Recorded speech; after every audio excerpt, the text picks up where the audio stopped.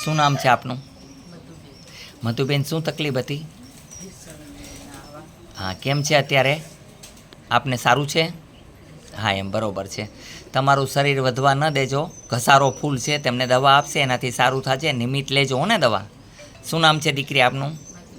હા, પથરીની દવા તમને આપે એ પ્રમાણે લેજો હો, એટલે કાંઈ વાંધો નહીં. અને ગાંઠ ગળી જશે. કાલના વિડીયામાં જોજો, એક બેન આવ્યા હતા સોપારીની માનતા કરવા, ગાંઠ ગળી ગઈ. એટલે બરાબર છે, મેલડીમાંની અસીમ કૃપા છે, ગાંઠ ગળી જાય છે. અને સાથે અમે દવા પણ દઈએ છીએ. અમે જાદુ ટોના એવું કાંઈ હું માનતો નથી. મારો નિયમ છે સત્ય. દવા અને દુઆ બે વસ્તુને માનું છું. દુઆથી એવું કામ થાય, કોઈથી ન થાય ને એવું. કોકની દુઆ મળી જાય ને, કોકને રોટલો ખવડાવ્યો હોય ને, એને અંતરની આત્માની દુઆ લાગી જાય ને કે જા અખંડ સૌભાગ્યવતી રહીશ, તો મરવાનો ભાયડો બચી જાય છે. મેં આ જોયેલું છે.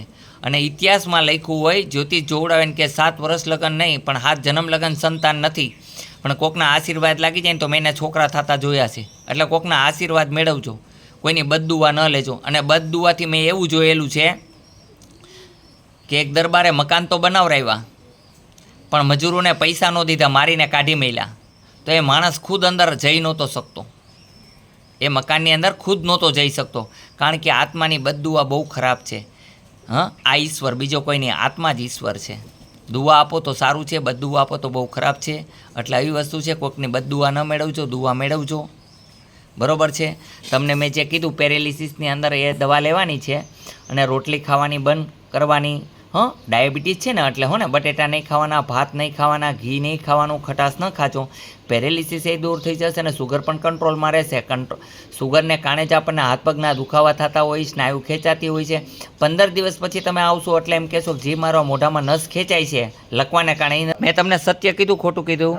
સાચી વાત કરી, બરાબર. જે મેં તમને સમજાવ્યું એ પ્રમાણે કરશો તો 101% સંતાન થાય ને થાય. એવું કોઈ ખેતર નથી જેમાં ન ઉગે, એવું કોઈ ખેતર જ નથી બન્યું જે ન ઉગે. બિયારણ સારું હોવું જોઈએ, સમજી ગયા કે નહીં? જય હનુમાન.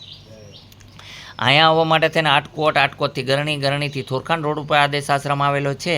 અહીંનો સમય સવારે 9 થી 12, સાંજે 4 થી 6 છે. સોમવારની રજા રહે છે. જય હનુમાન. કોઈ ભૂલા ન પડે એ માટે થઈને આ કાર્ડની અંદર પણ બતાવું છું તમને, તમે જોઈ શકો છો આ કાર્ડની અંદર પૂરો રોડ આ તે બધું લખેલું છે, અને સમય પણ લખેલો છે. આ બીજા નંબરની અંદર 2 તરફ બતાવી દો એટલે તમને સમજણ પૂરી પડે. થાય એટલી તમને હેલ્પ કરીશ. બોલો જય રામાપીર. જય રામાપીર. તમે રામાપીરને માનો છો ને, એટલે મારે એમ કેવું પડે. ધર્મનો જય, પરબના પીરની જય, ગુરુ કરશનદાસ બાપુની જય, સેવાદાસ બાપુની. વાહ ભાઈ વાહ. કેમ છે તમને? સંતોની જય. કેમ છે? સારું લાગ્યું અહીંયા આવીને? પગમાં દુખાવામાં રાહત થઈ ગઈ, કંધામાં રાહત થઈ ગઈ, બરાબર છે. આપને હિલ પેનની અંદર દર્દ હતું અને બળતરા થતી તો આપને કેવું લાગ્યું? સારું છે, બહુ સરસ છે. તમને કેમ છે? સાયન્ટિકા હતું તો એમાંથી રેડી થઈ ગયા? મેં કીધું ત્યારે થોડીક તકલીફ પડી, પણ પછી મજા આવી કે ના આવી?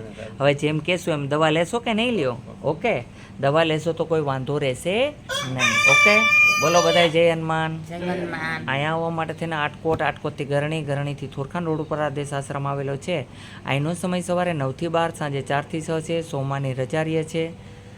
અમારી પાસે ઈલાજ કરતાં ટાઈમ નથી હોતો, એટલે પછી વિડીયો બનાવું છે, કારણ કે પબ્લિક જ એટલી હોય છે.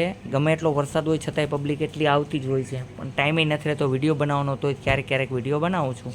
તો આ બધા સમક્ષ છે જે વિડીયો બને છે લાઈવ 8 CCTV કેમેરાની સામે બને છે, અને પબ્લિકની સામે જ, આમ જનતાની સામે. તો તમે જોઈ શકો છો આ બધા એમના પરિવારવાળા છે, એમની સાથે જ છે. તો આપણે જે કામ કર્યું તે તમે બધાએ જોયું ને, બરોબર છે ને? હા, અને આ બધા દર્દી જ હતા, તમે જોઈ શકો છો ને. જય હનુમાન.